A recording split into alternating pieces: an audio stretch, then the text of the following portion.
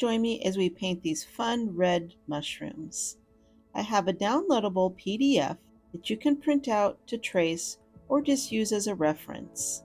I'm using permanent red deep, alizarin crimson, some Moonglow, some burnt sienna, some serpentine green, and a little sap green. And we'll be using a little bit of drawing gum or masking fluid. So let's get started. I'm just going to put a little bit of that drawing gum on my plate. I just need just the smallest amount. Even that small amount will be more than I need. Take a very inexpensive brush, dab it in some water, and roll it in the soap to kind of protect it from getting gummy and ruined.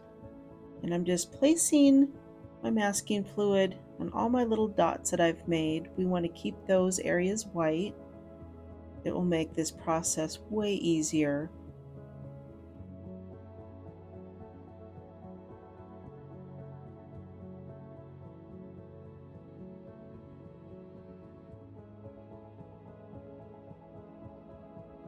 I'm going to put a little bit of that masking fluid on the stem of the mushroom. Just have a few more little areas that will be nice just to keep white. Then just finish up doing the second mushroom. And now that we have those done, I'm taking my number 10 round brush and I'm just going to get the top of those mushrooms wet. Our first layers are going to be wet on wet. I'm just using a generous amount of water, letting it soak into the paper. Now I'm taking my permanent red deep, just laying it there on top, letting it spread.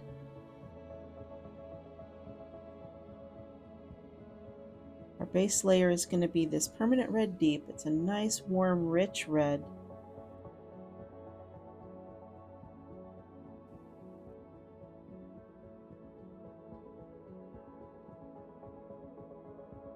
You can be pretty generous with this color. You want it to be very vibrant. It's going to dry a lot lighter, so getting it deeper in this first layer will be really helpful. Now while the mushroom is still wet, I'm taking my alizarin crimson. It's a deep bluish red. It's kind of, it's a cooler red. And I'm just kind of placing it in the areas that I'm going to want it to be a little bit darker. Our light is coming from the right of the mushroom, so we're going to want the deeper color to be on the left side. And this is really going to add dimension, having these two different tones. The red tone underneath and the cool tone on top. That warm will kind of pop through and give us a lot of dimension. Now I'm just taking some of that deeper red. I took a little bit of my Moonglow to make a deeper red, and I'm just going to add a little more at the base just to add in more shadow. My mushroom is still wet. I just want these colors just to blend softly and naturally. This kind of adds texture and dimension.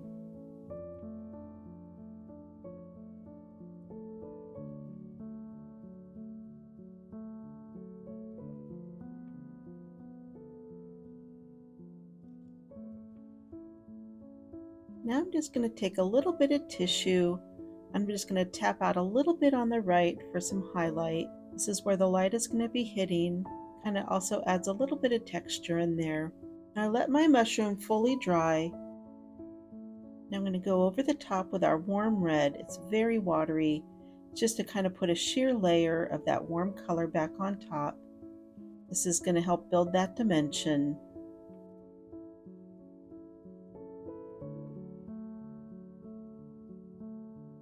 I'm going to go in with my hair dryer, just kind of speed up the process of drying. Now I'm just taking a wet, clean brush and I'm just kind of placing a little bit of water on the stem. I'm not wetting the whole thing, I'm just kind of picking a few places to add that water. Now we're going to take some of our burnt sienna and I'm just going to kind of tap it in there where I already have the water, just letting it spread softly.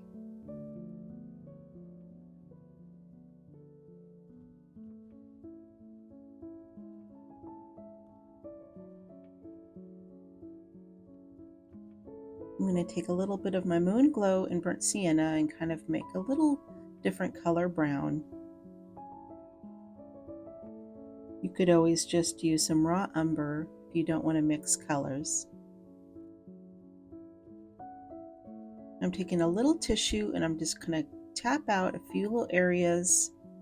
I know you probably wonder why I'm tapping out color that I just put down, but this is actually creating a little bit of a texture. It leaves some of that color behind, but it also leaves some parts lighter and darker, and as we build the color on these mushrooms, it'll kind of create this really neat texture look. I'm just going to keep building the texture and the color between my burnt sienna and my Moonglow.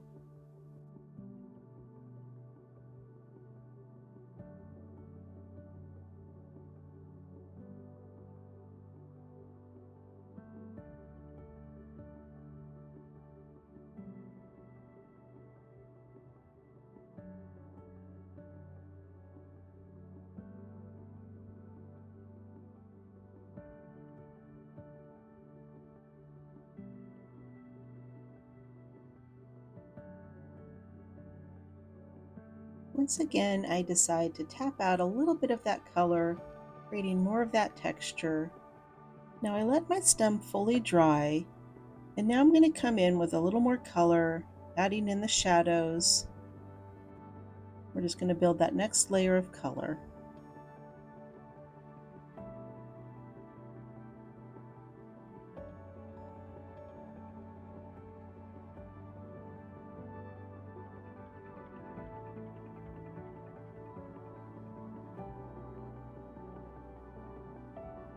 Usually anytime you see my hand go off camera, I'm rinsing my brush or adding a little more water to it.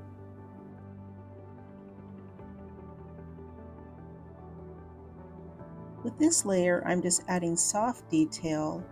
I'm just kind of letting those colors run together. It creates kind of a granulation and a little bit of a texture look.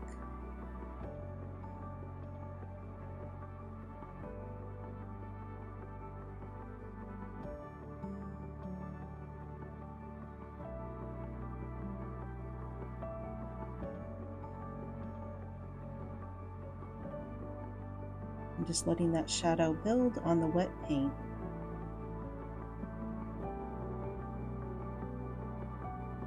Now we're just going to do the same thing on our second mushroom.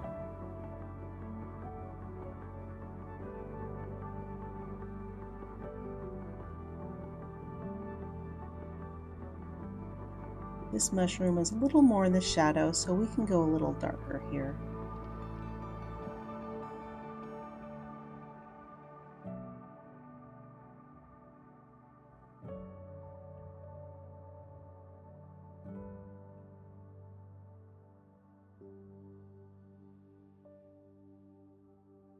Now we're just taking some of that cool red and a little bit of my Moonglow, make an even deeper red. And now we're just going to be adding in some little shadows underneath our little spikes on our mushroom. I'm going to put in those shadows before we take off our masking fluid. You'll be amazed at once that masking fluid comes off, these little shadows make all the difference. This is really what's going to make the mushroom look 3D.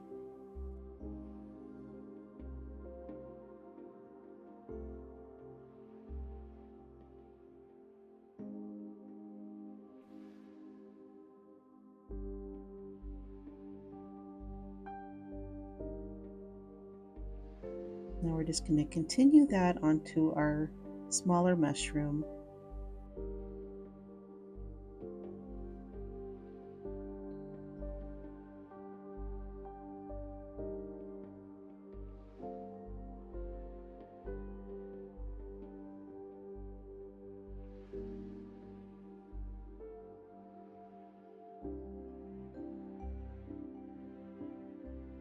I want to create even more depth, so I'm just adding some more of that Moonglow to my shadow underneath that mushroom.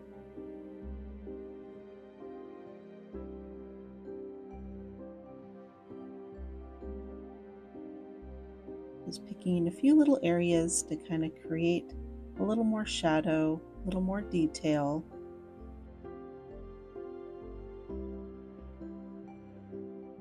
I'm going to use my hair dryer to make sure the whole thing is dry, but it also softens my drawing gum, and then I can just rub that off really easily without tearing the paper.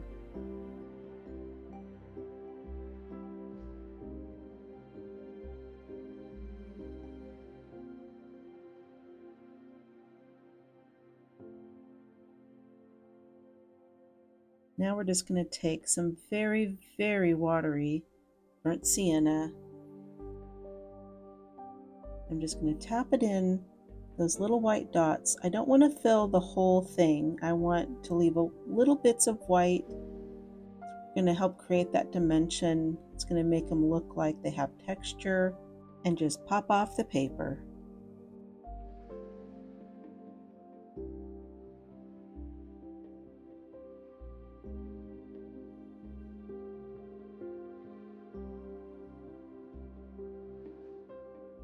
I don't want them to all look the same, so I'm adding in some watering Moonglow to just a few of them, give them a little more depth.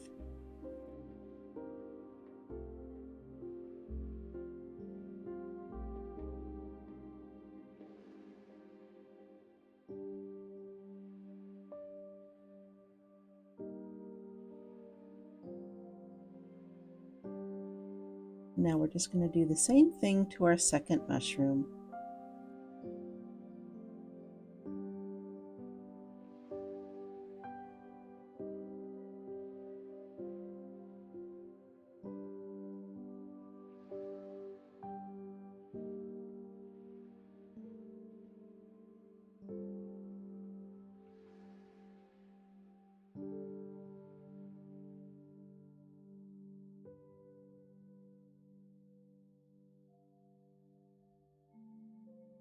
Now that our mushrooms are done, we're just going to add in a little bit of grass.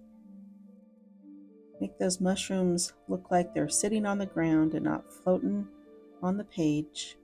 I just kind of pre-wet a small area, and I'm using my Serpentine green. It's one of my favorite greens. It's Serpentine Genuine. It is its own pigment. There's no other colors within this pigment. And this Daniel Smith version kind of granulates, and it kind of creates more than one color as it dries. But if you don't have this color, don't worry about it.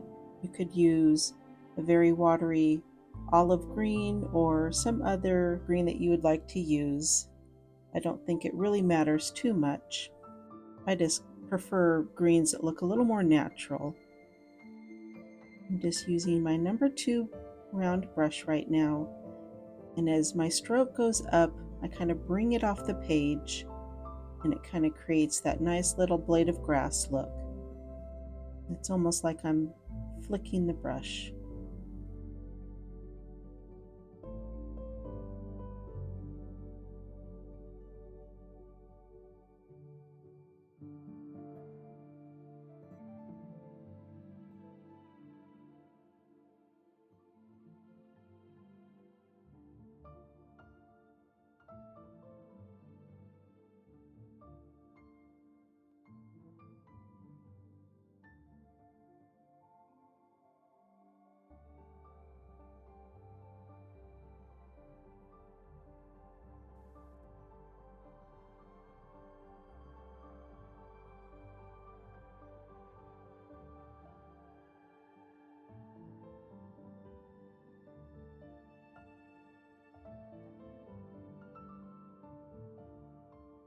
Now I'm just going to bring in some of that Sap Green.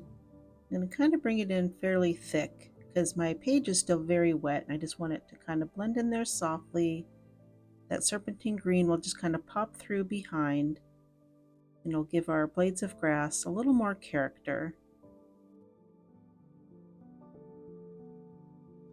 Got my number 1 brush here, my smallest one, just to make those blades a little thinner.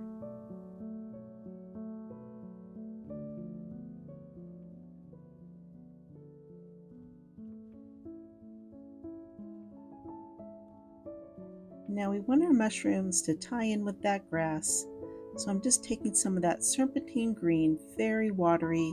just kind of placing it very lightly in a few places on the mushroom stem, and it will really tie those two together. Kind of a little mossy look. I think it does the trick.